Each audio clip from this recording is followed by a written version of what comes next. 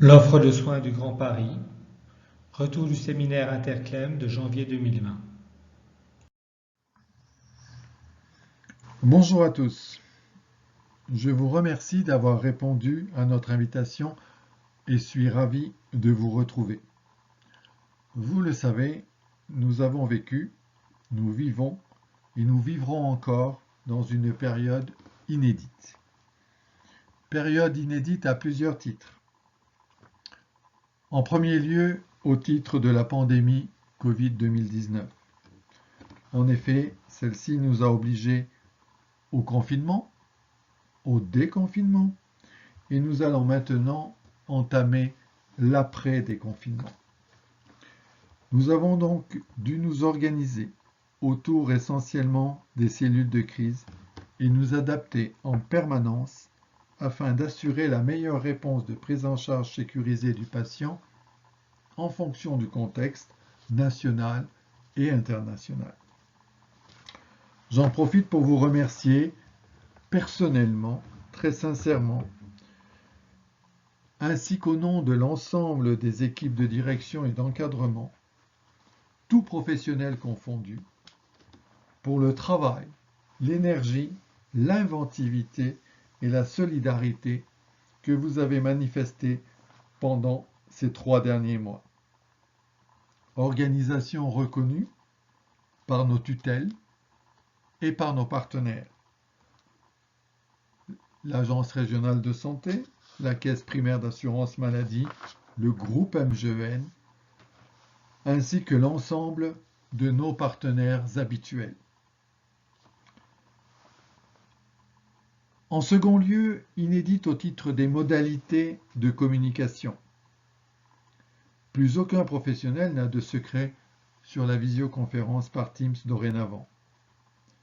Cette période nous a obligés à fonctionner autrement et les outils de communication ont été particulièrement sollicités, notamment sur l'application Teams qui nous a permis de fonctionner à distance de manière sécurisée et fonctionnelle et qui nous permet encore aujourd'hui de nous retrouver pour cette présentation. Enfin, le troisième point inédit portera sur le public invité à cette présentation. En effet, c'est la première fois que nous nous retrouvons en plénière avec l'ensemble des professionnels des établissements de santé mentale du Grand Paris. Signe d'une volonté de réflexion commune, de pratique commune et l'expression d'une solidarité active entre tout professionnel ainsi que au niveau des soignants au sein des établissements de santé mentale. Enfin, pourquoi sommes-nous là, aujourd'hui réunis?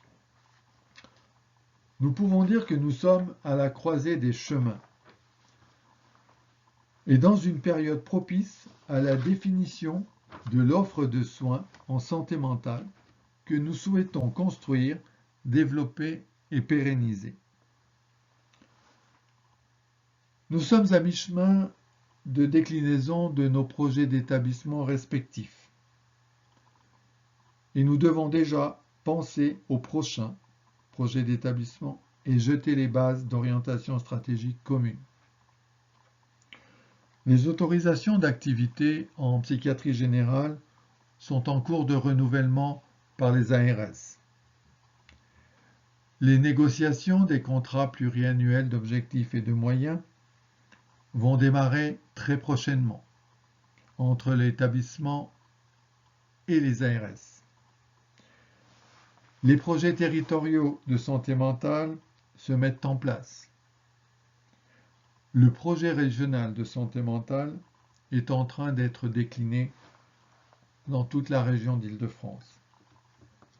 Le Ségur de la santé, auquel vous participez, ainsi que les REX de la période Covid, sont autant de considérants dont nous devons nous emparer afin d'enrichir notre réflexion et poser les bases de l'offre de soins que nous souhaitons porter en accord avec le groupe MGEN au sein du groupe Vive.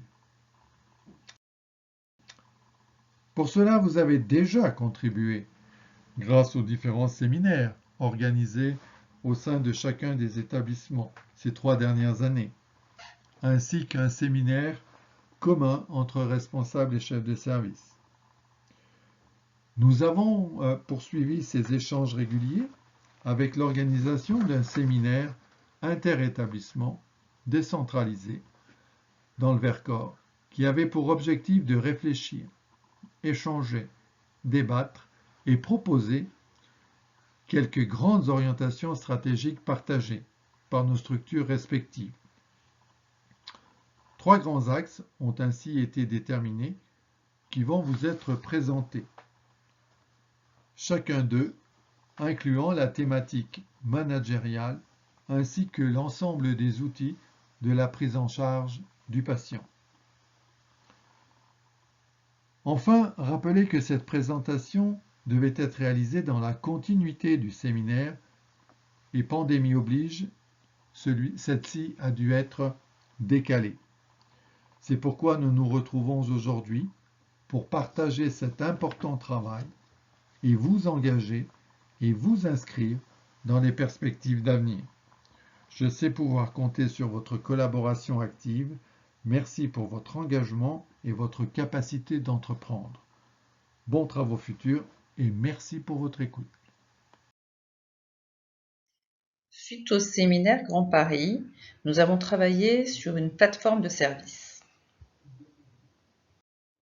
Nous sommes partis des besoins identifiés dans le projet de territoire de santé mentale du 92, de ce que nous savons faire vis-à-vis de nos patients, pour l'élargir à un plus grand nombre, mais pour l'élargir aussi à nos partenaires, des acteurs sanitaires, des acteurs du social, du médico-social. Nous essayons de trouver une façon innovante de mettre à disposition notre savoir-faire et nous faire savoir. De ces besoins identifiés, des réflexions sont nées. Charge à nos futurs groupes de les transformer en solutions. Nous avons évoqué une plateforme de service. Mais qu'est-ce qu'une plateforme de service? C'est utiliser ces savoir-faire au service des autres. Nous avons une expérience cumulée au fil des années que nous continuons à enrichir avec des dispositifs, des outils dont nous avons une certaine expertise. Nous travaillons aussi au contact des patients et avec nos visites à domicile, nous arrivons à gérer parfois des crises. Et pourquoi pas transformer cette expérience, la faire évoluer vers, par exemple, une ambulance psychiatrique pour répondre à la crise et éviter des hospitalisations temps plein qui sont parfois inutiles. Je viens d'évoquer notre savoir-faire en matière de visite à domicile, de prise en charge de la crise au domicile du patient, le plus souvent possible, et de la faire évoluer vers une ambulance psychiatrique qui irait au-devant de la crise et éviterait des hospitalisations temps plein au maximum.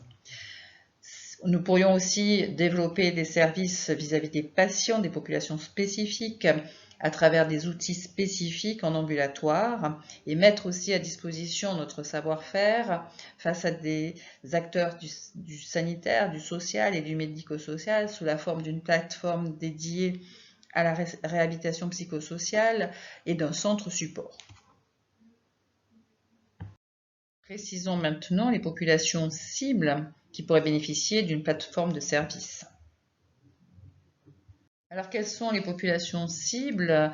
Tout d'abord, nous avons parlé de la crise psychiatrique au domicile du patient à prendre en charge très rapidement, mais aussi les jeunes psychotiques avec notre savoir-faire en réhabilitation psychosociale pour éviter toute perte de chance, des populations particulières comme les troubles de la personnalité borderline, avec la mise en place de thérapies comportementales dialectiques en ambulatoire, ou encore des prises en charge très spécifiques comme des syndromes post-traumatiques.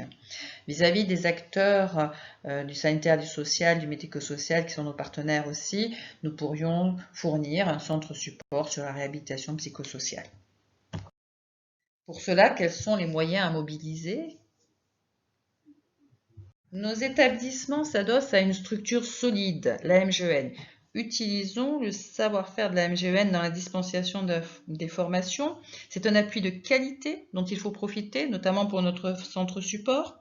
Certains d'entre nous sont formés à la réhabilitation psychosociale, d'autres aux thérapies comportementales dialectiques, d'autres encore utilisent le MDR.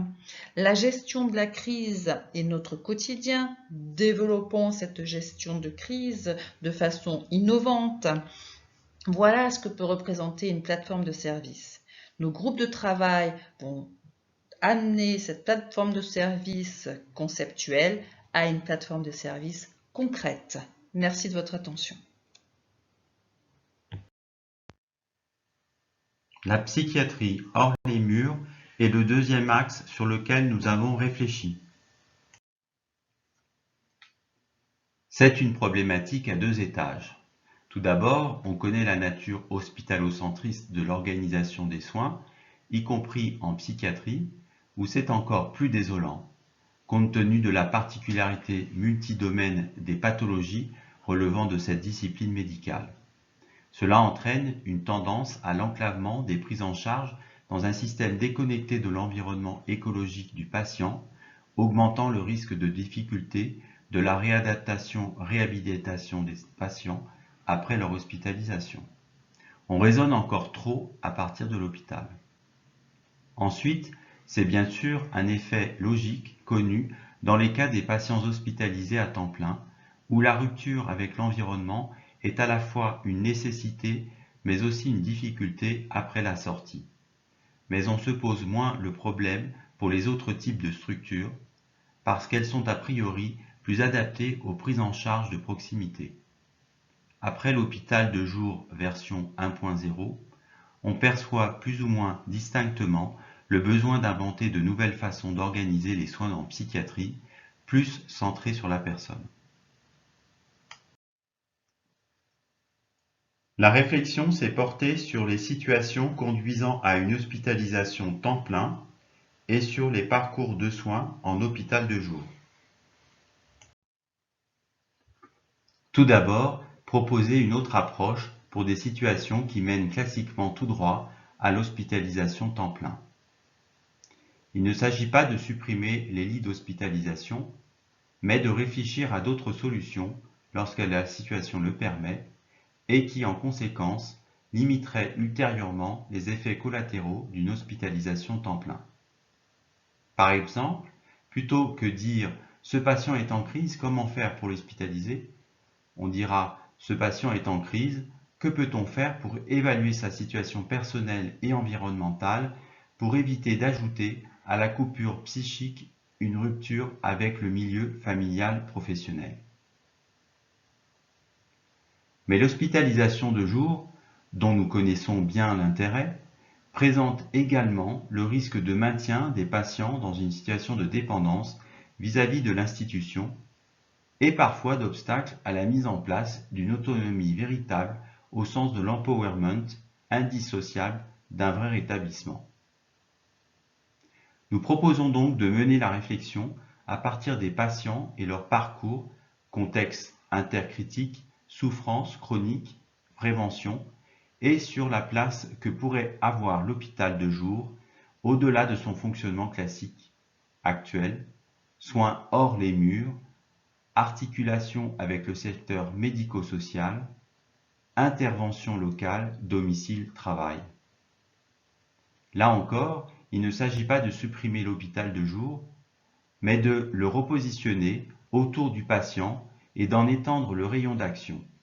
Il ne s'agit pas non plus d'organiser des prises en charge dans un champ en dehors de nos compétences, mais de rester dans notre domaine d'expertise.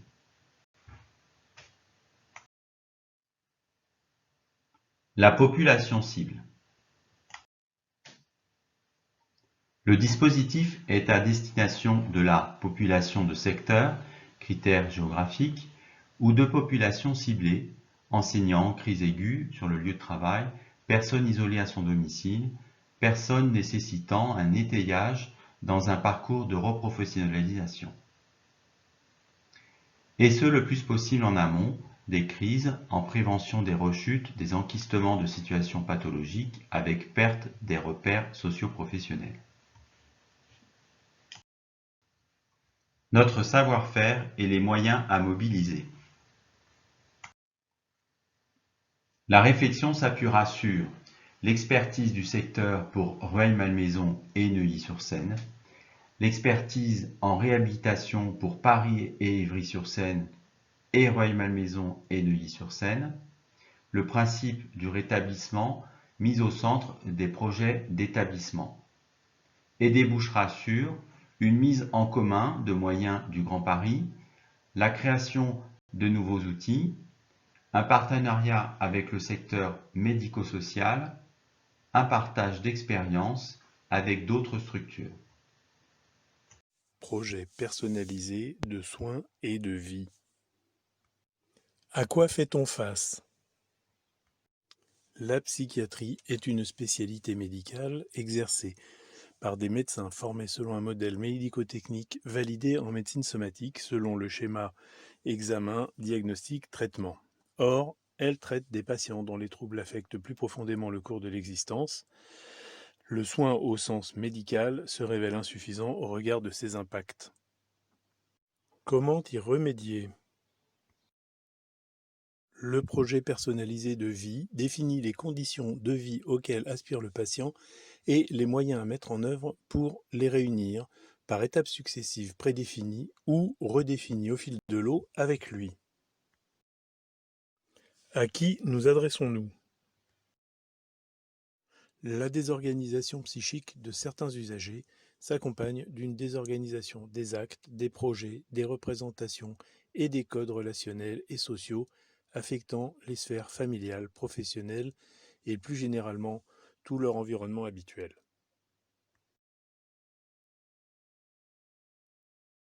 Pourquoi sommes-nous bien désignés? Le savoir-faire des équipes de l'ESMPI est bien connu de nos partenaires et constitue un motif d'adressage des patients. En effet, les personnels de l'établissement ont une solide et ancienne expérience des mesures d'accompagnement médico-psychosocial par des prises en charge pluridisciplinaires employant des médiations variées. Les professionnels emploient un dispositif riche pour s'adresser à un public aux difficultés très diverses.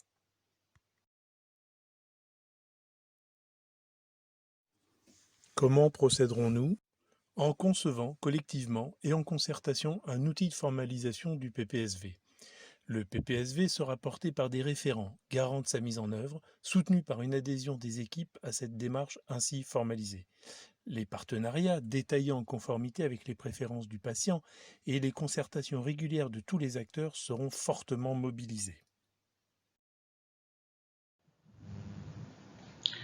Nous avons inscrit le rétablissement dans notre projet d'établissement.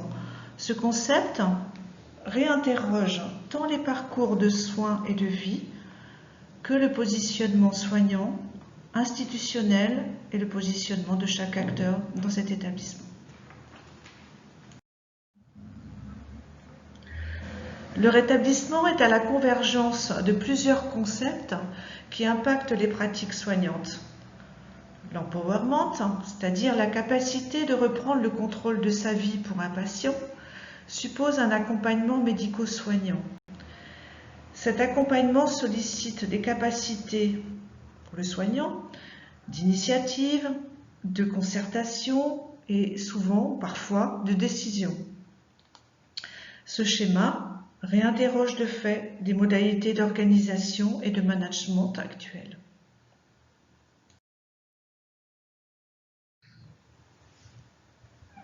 Revisiter nos approches, réinterroger nos savoirs et nos pratiques implique réflexion et partage interprofessionnel. Ce séminaire nous a permis de réfléchir entre responsables des deux établissements de professions différentes. Restauration, hôtelière, direction adjointe, médicale, assistante de direction et cadre de santé, au principe du management. Dans un premier temps, nous avons échangé sur ce qu'évoque pour chacun le terme de management, contrôle, responsabilité. À travers d'exemples de management directif et participatif, nous avons ensuite essayé de définir les avantages et les limites de chacun des styles de management. Puis, pour envisager des perspectives nouvelles du positionnement du management, nous nous sommes demandé ce qui mobilise le plus le management, ce qui nécessite une supervision par le manager, ce qui peut être délégué aux équipes, ce que l'on peut modifier dans le management. Vous trouverez les éléments qui sont ressortis de nos échanges dans le document qui va vous être envoyé.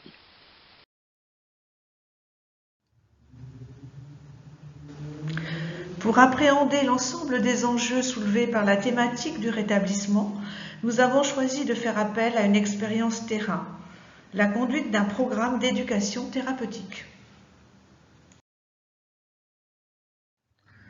Cette diapositive, je le concède très dense, reflète notre cheminement interprofessionnel et met en évidence la complexité du travail qui nous attend.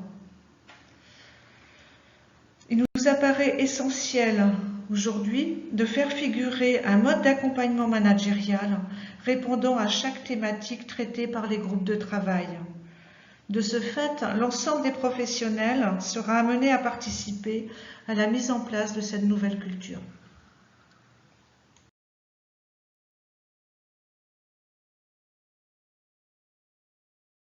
Vous allez recevoir maintenant l'intégralité de la restitution.